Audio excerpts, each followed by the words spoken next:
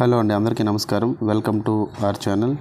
Dear students, ఈరోజు మనం discuss చేయబోతున్నటువంటి అంశం ఏంటంటే జనరల్ ఫారెస్ట్లో భాగంగా సోషల్ ఫారెస్ట్రీ అని చెప్పేసి మరొక కాన్సెప్ట్ మనం తెలుసుకునే ప్రయత్నం చేద్దామండి. సో కాన్సెప్ట్ పేరు వచ్చేసరికి సోషల్ ఫారెస్ట్రీ అని చెప్పి మనం పిలుస్తాం.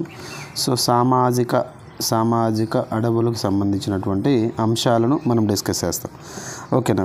సో సోషల్ ఫారెస్ట్రీ అంటే ఏంటి అంటే మనకి వాస్తవానికి application of forest technologies. Social forestry అంటే ఇక్కడ మనం ఇంకోలా చెప్పాలంటే అప్లికేషన్స్, ఓకేనా, అప్లికేషన్స్ ఆఫ్ ఫారెస్ట్ టెక్నాలజీ. ఓకేనా, చెప్తాను ప్రతిదీ జాగ్రత్తగా. ఓకేనా, applications of forest technology to achieve social objectives. ఏంటి ఒకసారి చూద్దాం. టు అచీవ్ సోషల్ ఆబ్జెక్ట్స్ ఏంటిదండి, దీనికి సంబంధించి ఒకసారి క్లారిటీగా తెలుసుకుని ప్రయత్నం చేద్దాం.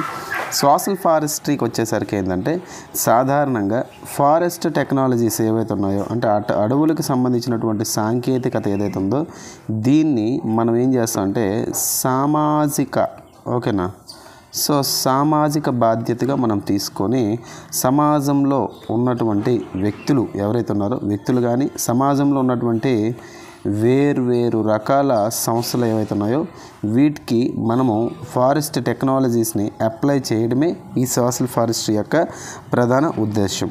అయితే సోషల్ ఫారెస్ట్రీ యొక్క ప్రధాన ఉద్దేశాల్లో భాగంగా వాస్తవానికి ఏంటి అంటే మనకి కన్వెన్షనల్ ఫారెస్ట్ ఏవైతే ఉన్నాయో, కన్వెన్షనల్ అంటే ఆల్రెడీ ఉన్నటువంటి అడవులు ఏవైతే ఉన్నాయో, సహజ సిద్ధంగా వచ్చినటువంటి అడవులు ఏవైతే ఉన్నాయో ఈ కన్వెన్షనల్ ఫారెస్ట్కి ఆపోజిట్గా అంటే కన్వెన్షనల్ ఫారెస్ట్ అంటే ట్రెడిషనల్గా ఏవైతే పుట్టాయో అవి కాకుండా మనం ఏం చేయాలంటే practice of forestry out side the conventional forest అంటారు. అంటే ఏంటి చెప్తాను చూడండి. ప్రాక్టీస్ ఆఫ్ ఫారెస్ట్రీ అంటే మనం సాధారణంగా అడవులు మనం పెంచుతూ ఉన్నాం కదండి. అంటే ఇక్కడ అగ్రో ఫారెస్ట్రీ అంటే అడవులను మనం వ్యవసాయ రూపంలో పెంచుకోవడమే కదా. కన్వెన్షనల్ ఫారెస్ట్ కన్నా ఇలా మనం పెంచుకునే ఏవైతే ఉన్నాయో ఇవి దేనికని పెంచుతారు? సోషల్ ఫారెస్ట్ ప్రధాన ఉద్దేశం ఏంటి? ప్రజలకు కావాల్సినటువంటి గూడ్స్ అదేవిధంగా సర్వీసెస్ అంటే సేవలు, గూడ్స్ అండ్ సర్వీసెస్ ఏవైతే ఉన్నాయో వీటిలన్నిటిని ఎవరికి అందించాలా? లోకల్ పీపుల్ ఎవరైతే ఉన్నారో వారికి అందించడమే దీని యొక్క ప్రధాన ఉద్దేశంగా మనం చెప్తూ ఉంటాం. అయితే ఇక్కడ ఇంపార్టెంట్ సింపుల్గా మనం చెప్పాలి అంటే ఈ సోషల్ ఫారెస్ట్రీకి సంబంధించి ఒక అద్భుతమైనటువంటి డెఫినేషన్ చెప్తాను చూడండి. ఏంటి అంటే ప్రాక్టీస్ ఆఫ్ ఫారెస్ట్రీ, ఈ సోషల్ ఫారెస్ట్రీ అంటే ఏంటి చూడండి. ప్రాక్టీస్ ఆఫ్ ఫారెస్ట్రీ, ఓకేనా, ఆఫ్ ద పీపుల్. ఓకేనా, ఎవరి కొరకండి గుర్తుపెట్టుకోండి. ఎవరి కొరకు ఈ సామాజిక అడవులు పెంచాలి? Of the people. అదేవిధంగా బై ద పీపుల్, ప్రజల చేత కూడా ఈ అడవులు అనేవి పెంపొందించబడాలి. అందుకే నేను ఇక్కడ ఆఫ్ ద పీపుల్ అన్నా, కింద బై ద పీపుల్ అన్నా. అదేవిధంగా మనకి ఇంకొకటి ఏంది అంటే కనుక ఇక్కడ ఆఫ్ ద పీపుల్ అని చెప్పాను, బై ద పీపుల్ అని చెప్పాను, అండ్ ఫర్ ద పీపుల్, ప్రజల కొరకు కూడా మనం ఈ అడవులను పెంపకం ఏదైతే చేస్తూ ఉన్నామో ఖచ్చితంగా చేయాల్సిందే.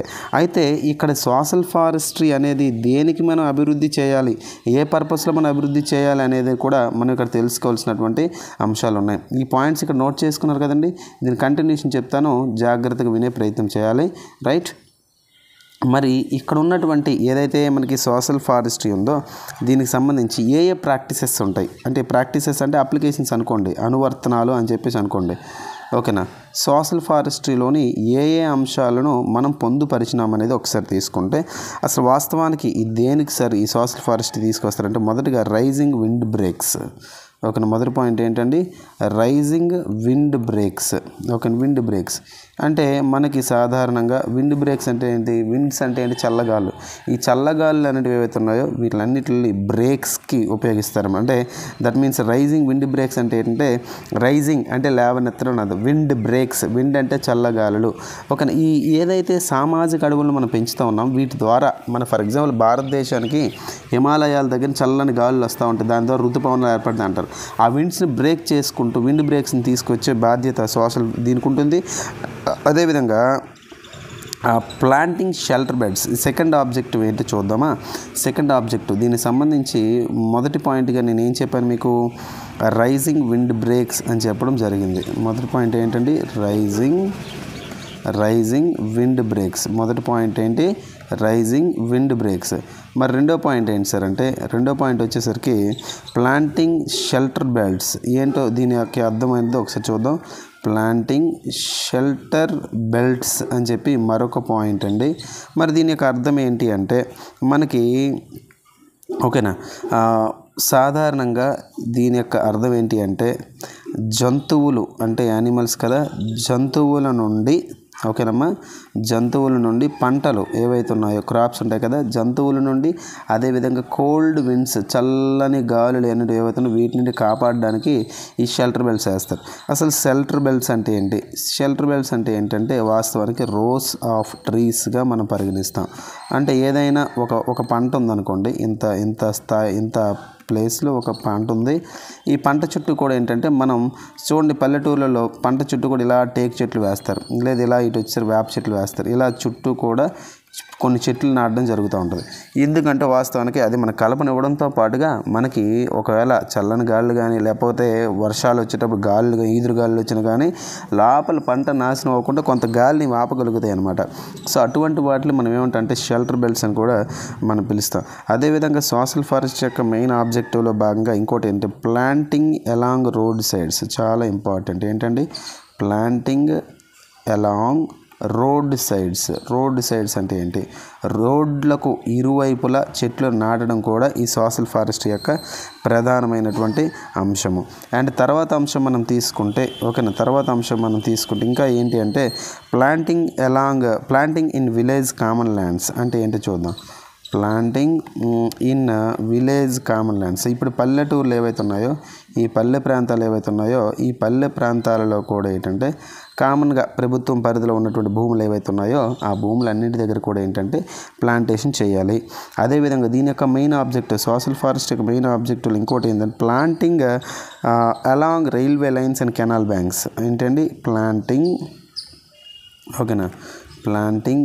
Along railway lines. ఏంటండి? Planting along railway lines. ఇప్పుడు రైల్వే సంబంధించిన ట్రాక్స్ ఏవైతే ఉన్నాయో వీటిలో చెట్లు పెంచడాలు. అదే కెనాల్ బ్యాంక్స్ అంటే ఏంటంటే కాలువలు ఉంటాయి కదా, నీటి కాలువలు ఉంటాయి కదా, ఈ బ్యాంక్ అంటే ఒడ్డు లేదా తీరం అని అర్థం. ఓకేనా? సో కెనాల్ బ్యాంక్స్, ఈ నదులు ఒడ్డున చిన్న కాలువల ఒడ్డున కూడా ఈ చెట్లు నాటడం కూడా సోషల్ ఫారెస్ట్లో ఒక రకమైనటువంటి భాగంగా మనం పరిగణిస్తాం అన్నమాట. అండ్ అదేవిధంగా నెక్స్ట్ పాయింట్ ఏంటి? ఓకేనా, నెక్స్ట్ పాయింట్ ఏంటని మనం ఒకసారి తెలుసుకునే ప్రయత్నం చేద్దాం. నెక్స్ట్ పాయింట్ ఏంటి అంటే planting small woodlot in farmlands. అంటే ఇక్కడ మనకి చూడండి మరొక పాయింట్ ఏంటంటే planting small woodlot in farmlands అని చెప్పి అంటాం. అంటే మనం ఏదైతే వ్యవసాయం చేసే భూములు ఉన్నాయో ఈ భూముల్లో కూడా ఏంటంటే భారీ స్థాయి చెట్లు కాకపోయినా కానీ ఒక మాదిరి స్థాయిలో ఉన్నటువంటి కలపనిచ్చే చెట్లను కూడా మనం పెంచాలి అని చెప్పేసి మనం చెప్తా ఉన్నాం. అండ్ అదేవిధంగా ఇంకోటి ఏంటంటే planting in foreshore areas of irrigation tanks. ఇది ఇంపార్టెంట్ అండి. మనకి ఇరిగేషన్ ట్యాంక్స్ అంటే ఏంటి? జాగ్రత్తగా వినండి. ఇరిగేషన్ ట్యాంక్స్ అంటే ఏంటంటే వ్యవసాయానికి నీరునిచ్చే చెరువులు. అంటే ఫర్ ఎగ్జాంపుల్ నీటి చెరువులు ఏవైతే ఉన్నాయో, వ్యవసాయానికి నీరునిస్తున్నటువంటి నీటి చెరువులు ఏవైతే ఉన్నాయో ఈ నీటి చెరువులకు ముందు భాగం ఏదైతే ఉందో ముందు భాగంలోనే ప్రధానంగా ఆర్థిక ప్రాముఖ్యత కలిగిన చెట్లను కూడా నాటాలి అని చెప్పేసి మనం చెప్తా ఉన్నారు. ఓకేనా?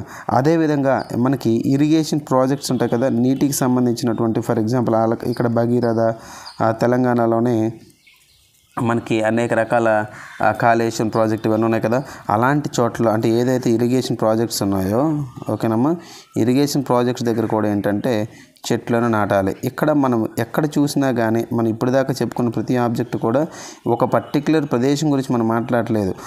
పబ్లిక్ ప్లేసెస్ ఏదైతే మనకి బహిరంగ ప్రదేశాలు కనబడుతూ ఉన్నాయో ఆ బహిరంగ ప్రదేశాలు కూడా దేని పరిధిలో ఉండాలి? గవర్నమెంట్ పరిధిలో ఉండాలి. మనకి తెలుసు కదా అగ్రో ఫారెస్ట్రీ పాలసీ ప్రకారంగా మనం ఏమో మాట్లాడుకున్నామో, సో దాని ప్రకారంగా agro forestry policy rules follow అవుతూ ప్రభుత్వ భూముల్లోని ఓకేనా ఈ పబ్లిక్ ప్లేస్ ఏవైతే ఇక్కడ మనం ఏం చేయాలంటే చెట్లను నాటాలి. ఏం చేయాలి నాన్న? చెట్లను నాటాలి. సో ప్లాంటేషన్ అనేది చేయాలి. అయితే ఈ ప్లాంటేషన్ అనేది దీనివల్ల అనేక యూజెస్ ఉన్నాయి, మీకు చెప్పుకుంటూ వస్తూ ఉన్నాం మొదటి నుంచి కూడా. ఓకేనా? మరి ఈ సోషల్ ఫారెస్ట్రీలోని కొన్ని ఆబ్జెక్టివ్స్ ఉన్నాయండి. ఆబ్జెక్టివ్స్ అంటే ప్రధాన ఉద్దేశాలు. ఏంటి ప్రధాన ఉద్దేశాలు అంటే వాస్తవానికి ఈ సోషల్ ఫారెస్ట్రీ అంటే సోషల్ ఫారెస్ట్రీలోని ప్రధాన ఉద్దేశాలు ఏంటి, సోషల్ ఫారెస్ట్రీకి సంబంధించినటువంటి ప్రధాన ఉద్దేశాలు కూడా మనం డిస్కస్ చేసే ప్రయత్నం చేద్దామండి. మరి ఒక్కసారి చూస్తే కనుక ఆబ్జెక్టివ్స్ ఆఫ్ సోషల్ ఫారెస్ట్రీ అని చెప్పి ఇక్కడ అంశం అనేది మనం డిస్కస్ చేయాలి. Objectives of social forestry, objectives of social forestry అంటే ఏంటంటే ఇక్కడ సోషల్ ఫారెస్ట్రీకి సంబంధించి ప్రధాన ఉద్దేశం ఏంటి అంటే దేనికి సంబంధించి దేని గురించి ఈ సోషల్ ఫారెస్ట్రీ ఉండాలి అనే దాని గురించి మనం ఇక్కడ డిస్కస్ చేస్తూ ఉన్నాం. అందులో భాగంగా మనకి ఏంటి అంటే లోకల్ నీడ్స్ ఏవైతే ఉన్నాయో అంటే ప్రాంతీయంగా ఉన్నటువంటి అవసరాలు ఏవైతే ఉన్నాయో సో చూడండి ఇక్కడ రాస్తాను. సో ప్రాంతీయ అవసరాలు అనేవి ఏవైతే ఉన్నాయో ప్రాంతీయ అవసరాలు ఎవరికి ఉంటాయండి, ప్రాంతీయ ప్రజలకు ఉంటాయి. ఎవరికి ఉంటాయి, ప్రాంతీయ అవసరాలు ప్రాంతీయ ప్రజలకు ఉంటాయి అన్నమాట. మరి ప్రాంతీయ ప్రజలకు ఉన్నటువంటి ఈ ప్రాంతీయ అవకాశాలు అదేవిధంగా అవసరాలు ఏవైతే ఉన్నాయో వాటిని ఫుల్ఫిల్ చేయాలి. మరి ప్రాంతీయ అవసరాలు అంటే అడవుల నుంచి ఏంటేంటి కావాలండి, సాధారణంగా ఇంధనం కావాలి. ఇంధనం అంటే వంట చెరుకు మనం తీసుకోవచ్చు, కట్టెలు తీసుకోవచ్చు కదా, టెంబర్ కొంత మొత్తంలో మనకి కలప కావాలి. మనం పెంచుకున్నటువంటి పశువులు ఏవైతే ఉన్నాయో పశువులకు ఏం కావాలి, ఫోడర్ అంటే ఏంటి, పశుగ్రాసం. ఓకే, అదేవిధంగా మైనర్ ఫారెస్ట్ ప్రొడక్ట్స్ కావాలి, చింతపండు, అల్లం, వెల్లుల్లిపాయలు ఇలా ఉంటాయి కదా. సో అవన్నీ కూడా మైనర్ ఫారెస్ట్ ప్రొడక్ట్స్ ఏవైతే ఉన్నాయో ఈ మైనర్ ఫారెస్ట్ ప్రొడక్ట్స్ ఏవైతే ఉన్నాయో వీటిని మనం తీసుకోవాలి. అండ్ అదేవిధంగా ఇంకోటి ఏంటంటే లోకల్ కమ్యూనిటీస్ ఏవైతే ఉన్నాయో జాగ్రత్తగా వినండి. లోకల్ కమ్యూనిటీస్ అంటే ఫర్ ఎగ్జాంపుల్ అరకు, పాడేరు, ఛత్తీస్గఢ్లో బస్తర్ లాంటి ప్రాంతాల్లో లోకల్ కమ్యూనిటీస్ అంటే ఫర్ ఎగ్జాంపుల్ కొండ ప్రాంతాల్లో ఉన్నటువంటి గిరిజన తెగలు ఏవైతే ఉన్నాయో ఈ గిరిజన తెగలు ఏవైతే ఉన్నాయంటే వీళ్ళందరికీ లోకల్ కమ్యూనిటీస్గా మనం చెప్తాం. ఈ లోకల్ కమ్యూనిటీస్కి మనం ఏంటంటే గెయిన్ఫుల్ ఎంప్లాయ్మెంట్ అనేది ప్రొవైడ్ చేయగలుగుతాం.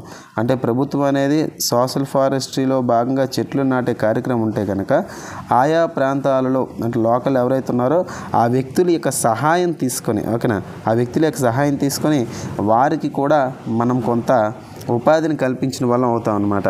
అదేవిధంగా మనకి ఇంకోటి ఏంటండి ఈ సోషల్ ఫారెస్ట్రీలో భాగంగా మనకి to develop cottage industries in rural areas. ఇది కూడా ఒక ఇంపార్టెంట్ పాయింటే. ఏంటి అంటే మనకి చేనేత పరిశ్రమలు ఉంటాయి కదండి, ఏవండి చేనేత పరిశ్రమలు.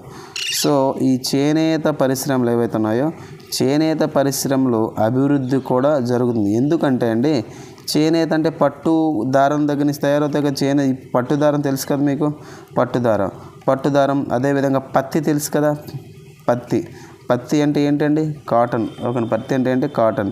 సో ఈ కాటన్ దగ్గర నుంచి రీలింగ్ చేస్తారు కదా, దారాన్ని అల్లడం చేస్తుంటారు కదా, ఈ దారం అన్నీ కూడా ఎక్కడండి ఇవన్నీ చేనేత పరిశ్రమలు ప్రధానంగా ఉపయోగిస్తూ ఉంటారు. అంటే ఇండైరెక్ట్గా అటవీ ప్రాంతంలోనే పెంచినటువంటి చెట్లన్నీ కూడా ఆయా ప్రాంతంలో ఉన్నటువంటి ప్రజలు ఎవరైతే ఉన్నారో వారందరికీ కూడా ఓకేనా ఉపయోగపడుతుంది. అదే సామాజిక అడవుల యొక్క ప్రాముఖ్యతగా కూడా మనం భావించవచ్చు అని చెప్పేసి మనం చెప్పవచ్చు. అదేవిధంగా ఇంకోటి ఏంటంటే ఆస్ట్రిక్ వాల్యూ కూడా మనం పెంచవచ్చు. ఆస్ట్రిక్ వాల్యూ అంటే ఏంటి చెప్తాను చూడండి. ఒక ప్రాంతంలోనే మనము సామాజిక అడవులు పెంచినట్టయితే ఆ ప్రాంతం యొక్క ఆస్ట్రిక్ వాల్యూ సింపుల్ సౌందర్యం ఏదైతే ఉందో ఈ సౌందర్యం కూడా మనం అభివృద్ధి చేయొచ్చు అనమాట. అందుకే ప్రభుత్వం ఏం చేసిందండి ITDA అంటే ట్రైబల్ డెవలప్మెంట్ అథారిటీస్ ఉన్నాయి. ITDA అని తీసుకొచ్చి ఏం చేసిందంటే ఇక్కడ ఆంధ్రాలో అరకు అని చెప్పేసి మళ్ళా పాడేరు అని చెప్పేసి శ్రీకాకుళం జిల్లా ఇప్పుడు మన్యం జిల్లా సో సీతంపేట అనే ప్రాంతాల్లో ఏం చేశారంటే ITDA అని పిలుస్తున్నటువంటి ఒక వింగ్ని ప్రభుత్వం నుంచి ఏర్పాటు చేసి ఓకేనా ఆ వింగ్ ద్వారా ప్రత్యేకమైన ప్రాంతాల్లో కొన్ని రకాల పార్కులు అని చెప్పి చిన్న చిన్న ఉద్యానవనాలు ఏర్పాటు చేసి ఆ ప్రాంతం యొక్క మార్కెట్ వాల్యూతో పాటుగా ఆ ప్రాంతం యొక్క అందాన్ని కూడా పెంపొందించేలాగా చేస్తూ ఉన్నాయి. సో సోషల్ ఫారెస్ట్రీ వల్ల ఇదొక బెనిఫిట్ ఉంటుందన్నమాట. మరి ఇప్పుడు ఈ సోషల్ ఫారెస్ట్రీకి స్కోప్ ఏంటి, ఫ్యూచర్ స్కోప్ ఏంటి అనేది కూడా మనం తెలుసుకునే ప్రయత్నం చేద్దామండి. So scope of social forestry జాగ్రత్తగా వినండి. Scope of social forestry. మరి సోషల్ ఫారెస్ట్రీ యొక్క స్కోప్ ఏంటి, స్కోప్ ఎంత అనేది మనం తెలుసుకునే ప్రయత్నం చేద్దామండి. మరి సోషల్ ఫారెస్ట్రీ యొక్క స్కోప్ ఏంటి అంటే కనుక మనకి సిటీస్లో నగరాలు ఏవైతే ఉన్నాయో ఈ సిటీస్లోనే ప్రధానంగా ప్లాంటేషన్ చేయగలుగుతుందన్నమాట. అంటే ప్లాంటేషన్ అంటే ఏంటండి, చెట్లు నాటడం. అది ఏ ప్లాంటేషను, ఎవెన్యూ ప్లాంటేషన్ అంటే రోడ్డుకి ఇరువైపులు చెట్లు నాటుతారు కదా, ఇది మనకి. అయితే సార్ ఇక్కడ గుర్తుపెట్టుకోండి, ఎగ్జామ్ హాల్లో ఎలా అడుగుతాడు అంటే which of the following, question frame చేస్తున్నాం చూడండి, which of the following is correct, which of the following is correct regarding social forestry అని చెప్పి నేను చెప్పాను. సోషల్ ఫారెస్ట్ సంబంధించి సరైన వాక్యాన్ని గుర్తించండి. ఇప్పుడు నేను చెప్పే మ్యాచ్ అవ్వాలి నీకు, ఓకేనా. సో మొదట ఏంటి, ఎవెన్యూ ప్లాంటేషన్ రోడ్డుకి ఇరువైపులు కూడా మన చెట్లు నాటుకోవడం అనేది సోషల్ ఫారెస్ట్ ప్రధానమైనటువంటి లక్ష్యం. అదేవిధంగా ఇంకోటి ఏంటి, ఇండస్ట్రియల్ షెల్టర్ బెల్ట్ కూడా ఎస్టాబ్లిష్ చేయాలి. ఇండస్ట్రియల్ షెల్టర్ బెల్ట్ అంటే ఏం లేదండి, ఇండస్ట్రీస్, పరిశ్రమలు ఏవైతే పరిశ్రమలు కూడా ఆయా ప్రాంతంలో, ఫర్ ఎగ్జాంపుల్ అటవీ ప్రాంతం, ఒక ప్రాంతం నుంచి కొన్ని వస్తువులు వస్తే కనుక దానికి సంబంధించిన ఇండస్ట్రీ అక్కడ దగ్గరలో పెట్టుకుంటే అంత డెవలప్మెంట్కి ఉపయోగపడుతుంది. అది ఒకటి. అండ్ అదేవిధంగా ఈ సోషల్ ఫారెస్ట్ యొక్క స్కోప్ ఇంకా ప్రధానమైనటువంటి లక్ష్యంలో భాగంగా అర్బన్ పార్క్స్ ఏర్పాటు చేయడం కూడా. అర్బన్ పార్క్స్ అంటే నగర ప్రాంతాల్లోనే ఉద్యానవనాలు, చిన్న చిన్న పార్క్స్, అదేవిధంగా వైల్డ్ లైఫ్ పార్క్స్ కూడా ఎస్టాబ్లిష్ చేయడం అంటే అభయారణ్యాలు. అదేవిధంగా మనకి రీసైక్లింగ్, మెయిన్ ఏంటంటే రీసైక్లింగ్ మెథడ్స్ ఏవైతే ఉన్నాయో రీసైక్లింగ్ మెథడ్స్ కూడా ఇంట్రడ్యూస్ చేయడం అనేది ఈ సోషల్ ఫారెస్ట్ యొక్క ప్రధానమైన స్కోప్గా మనం చెప్తాం. అయితే సోషల్ ఫారెస్ట్కి సంబంధించినటువంటి బెనిఫిట్స్ ఏమైనా ఉన్నాయా, ఆ బెనిఫిట్స్ కూడా మనం డిస్కస్ చేసే ప్రయత్నం చేద్దామండి. మరి బెనిఫిట్స్ ఆఫ్ సోషల్ ఫారెస్ట్రీ, ఓకేనా. సో చూడండి, బెనిఫిట్స్ ఆఫ్ సోషల్ ఫారెస్ట్రీ అని చెప్పి మరొక అంశం ఉంది. ఏంటంటే బెనిఫిట్స్ ఆఫ్ సోషల్ ఫారెస్ట్రీ. ఏంటిది బెనిఫిట్స్ ఆఫ్ సోషల్ ఫారెస్ట్రీ, దీనికి సంబంధించి అంటే కనుక మనకి దీనివల్ల లాభాలు ఏంటి అంటే కనుక increase the supply of fuel, wood, further, timber. అంటే ఏం లేదండి, మనకి కావాల్సినటువంటి ఫ్యూయల్ కానీ, పశువులకు కావాల్సినటువంటి పశుగ్రాసం ఫాడర్ కానీ, అదేవిధంగా సాధారణంగా కావాల్సినటువంటి కలపను అందించడంలోనే ప్రధాన పాత్ర పోషిస్తూ ఉంటుంది. అదేవిధంగా ఈ సోషల్ ఫారెస్ట్రీ వల్ల మనకి మెయిన్ ఇంకో అడ్వాంటేజ్ ఏంటంటే ప్రాంతీయాల్లో ఆయా ప్రాంతాల్లో ఎంప్లాయ్మెంట్, రూరల్ ఎంప్లాయ్మెంట్, ప్రధానంగా చెప్పాలంటే గ్రామీణ ఉపాధి అనేది ఏదైతే ఉందో ఉపాధిని కల్పించడంలోనే ప్రధాన పాత్ర పోషిస్తూ ఉంటుందన్నమాట. అదేవిధంగా మనకి దీంతో ఇంకా బెనిఫిట్ ఏంటి, ఎకలాజికల్ బ్యాలెన్స్, ఓకేనా, ఆవరణ సమతుల్యత, ఓకేనా, ఆవరణ వ్యవస్థలోని సమతుల్యతను కూడా మెయింటైన్ చేస్తుంది అనమాట. ఆవరణ వ్యవస్థ అంటే ఏంటి, ఆవరణ వ్యవస్థ అంటే మన చుట్టూ ఉన్నటువంటి ప్రాంతం ఏదైతే ఉందో ఈ మన చుట్టూ ఉన్న ప్రాంతాన్ని అంతా కూడా ఆవరణ వ్యవస్థగా పిలుస్తాం. ఆవరణ వ్యవస్థలోనే ఎలాంటి అసమతుల్యత రాకుండా సమతుల్యతను మెయింటైన్ చేయడంలోనే సోషల్ ఫారెస్ట్రీ ప్రధాన పాత్ర పోషిస్తూ ఉంటుందన్నమాట. అదేవిధంగా సోషల్ ఫారెస్ట్రీ వలన ఇంకా అడ్వాంటేజ్ ఏంటంటే బీడు భూములు ఉంటాయి, ఓకేనా. బీడు భూములు అంటే వేస్ట్ ల్యాండ్స్ ఉంటాయి కదా, ఈ వేస్ట్ ల్యాండ్స్ ఏవైతే ఉన్నాయో, ఓకేనా, వేస్ట్ ల్యాండ్స్ని కూడా ఉపయోగించుకోగలుగుతాం అనమాట. అదేవిధంగా మనకి ఇంకోటి ఏంటంటే ఎన్వైరన్మెంట్, అంటే ఈ సోషల్ ఫారెస్ట్రీ వల్ల లాభాల్లో మనం గమనిస్తే కనుక ఎన్వైరన్మెంట్ అంటే ఏంటి, పర్యావరణం. ఎన్వైరన్మెంట్ అంటే ఏంటన్నా, పర్యావరణం. ఈ పర్యావరణం పట్ల ప్రజలకి జాగృతి అనేది వస్తుంది. జాగృతితో పాటుగా ప్రజలకు కూడా ఒక అవగాహన అనేది, అడవుల పట్ల అవగాహన అనేది పెంపొందుతుంది అని చెప్పేసి అంటారు. అండ్ అదేవిధంగా మనకి అడవులు అనేటివి ఏవైతే ఉన్నాయో అడవుల మీద ప్రెజర్ కూడా తగ్గుతూ ఉంటుంది అనమాట. సోషల్ ఫారెస్ట్రీ వల్ల లాభం ఏంటంటే రెడ్యూస్ ప్రెజర్, ఓకేనా, ఆన్ న్యాచురల్ ఫారెస్ట్ అంటే సహజ సిద్ధమైనటువంటి అడవులు ఏవైతే ఉన్నాయో ఈ సహజ సిద్ధమైనటువంటి అడవుల మీద పీడనం అనేది తగ్గుతుంది. సో గుర్తుపెట్టుకోండి, సహజ సిద్ధమైనటువంటి అడవులు ఏవైతే ఉన్నాయో అడవుల మీద ప్రెజర్ కూడా తగ్గడం జరుగుతుంది. చాలా చాలా ఇంపార్టెంట్ పాయింట్. అదేవిధంగా మనకి ఇంకా ఏంటంటే అగ్రికల్చర్ ప్రొడక్ట్స్ ఏవైతే ఉన్నాయో అంటే వ్యవసాయ ఉత్పత్తులు ఏవైతే ఉన్నాయో వాటిని స్టెబిలైజ్ చేయగలుగుతుంది ఈ social forestry. So stabilize of agricultural production అని కూడా మనము చెప్పుకోవచ్చండి ఇంగ్లీష్లోని. స్టెబిలైజేషన్ ఆఫ్ అగ్రికల్చరల్ ప్రోడక్ట్స్ అని చెప్పి మనం చెప్పొచ్చు. మరి ఇక్కడ డ్రాబ్యాక్స్ కూడా ఉన్నాయి. ప్రతి దగ్గర కూడా డ్రాబ్యాక్స్ ఉంటాయి కదా. డ్రాబ్యాక్స్ అంటే కొన్ని మనకి ఇబ్బందిగా మనం ఫీల్ అవ్వచ్చు. ఇబ్బంది అనకూడదు, కొన్ని లోపాలు ఉన్నాయి. లోపాలు ఏంటంటే ఈ యాగ్రో ఫారెస్ట్రీలోని మోనోకల్చరే చేయగలుగుతాం. మీకు చెప్పాను సోషల్ ఫారెస్ట్. యాగ్రో ఫారెస్ట్ అంటే ఏంటి, ఒకటి లేదా అంతకన్నా ఎక్కువ పంటలన్నా. ఇక్కడ మాత్రం ఏంటంటే మోనోకల్చర్, ఏదైనా ఒక పంటనే మనం పండించుకుంటాం. అదేవిధంగా ఇంకోటి ఏంటంటే మనకి మెయిన్ ఈ సోషల్ ఫారెస్ట్లోని పనికిరాని భూములు ఏవైతే ఉన్నాయో మీకు ముందే చెప్పాను కదా. సో ఈ పనికిరాని భూములు ఏవైతే ఉన్నాయో వాటిని తయారు చేసి మంచి భూములుగా తయారు చేయొచ్చు. కానీ ఇదేంటి అంటే కొంత డిఫికల్ట్గా మనం పరిగణించవచ్చు అనమాట. డిఫికల్ట్, ఇది కాస్త ఇబ్బందే.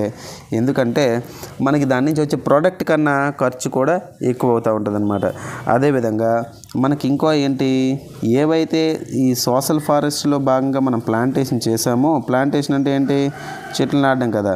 ఈ చెట్లు నాటడం అయితే నాటాం, కానీ వాటిని సూపర్విజన్ చేయడం అనేది చాలా కష్టం. అంటే వీటిని మనం ప్రతిరోజు పరిశీలన. ఫర్ ఎగ్జాంపుల్ అండి, మన ఇండియాలో, మన ఆంధ్రాలో లేదా మన తెలంగాణలో ఒక కలెక్టర్ ఏదో ఊరు వస్తున్నాడని చెప్పేసి రాత్రి చెట్లు అయితే నాటేస్తారు అనమాట. కలెక్టర్ వెళ్ళిపోయిన తర్వాత చెట్టు ఎవడో నీరు కూడా పోయాడు అనమాట. ఎందుకు పోయాడు, మనకు అంత టైం లేదు కాబట్టి. అర్థమైందా? ఇదే సోషల్ ఫారెస్ట్లో వచ్చిన పెద్ద డ్రాబ్యాక్ అనమాట. అదేవిధంగా ఈ సోషల్ ఫారెస్ట్లో ఇంకా ప్రాబ్లం ఏంటంటే డ్రాబ్యాక్స్లోని ప్రజల యొక్క పార్టిసిపేషన్, దాన్ని పీపుల్ పార్టిసిపేషన్ అంటారు. ఈ పీపుల్స్ పార్టిసిపేషన్ అనేది ఏదైతుందో, పీపుల్స్ పార్టిసిపేషన్ కూడా కాస్త టఫ్గా మనం ఫీల్ అవ్వచ్చు అనమాట. ఓకేనా. అదేవిధంగా మన ఇంకోటి ఏంటంటే ఈ ప్రభుత్వ భూములు ఏవైతే ఉన్నాయో, ప్రభుత్వ భూముల్లోనే కదా సోషల్ ఫారెస్ట్రీ చేయాలి. మరి ఈ సోషల్ ఫారెస్ట్రీలో భాగంగా ప్రభుత్వ భూములు మనం చెట్లు వేసుకుంటాం, కానీ దానికి ఓనర్షిప్ ఎవరంటే ఎవరు ఉండాలి? వాస్తవానికి ప్రభుత్వమే కదా ఓనర్ ఇక్కడ. కానీ ఆయా ప్రాంతాలు, గ్రామీణ ప్రాంతాల్లో ఉన్నటువంటి పంచాయతీ వ్యవస్థలు ఏవైతే ఉన్నాయో, ఈ పంచాయతీ వ్యవస్థలు బాధ్యతలు తీసుకోవాలి. కానీ పంచాయతీ వ్యవస్థకి అంత టైం కూడా దొరకదనమాట. సో ఇదొకటి ఇబ్బంది.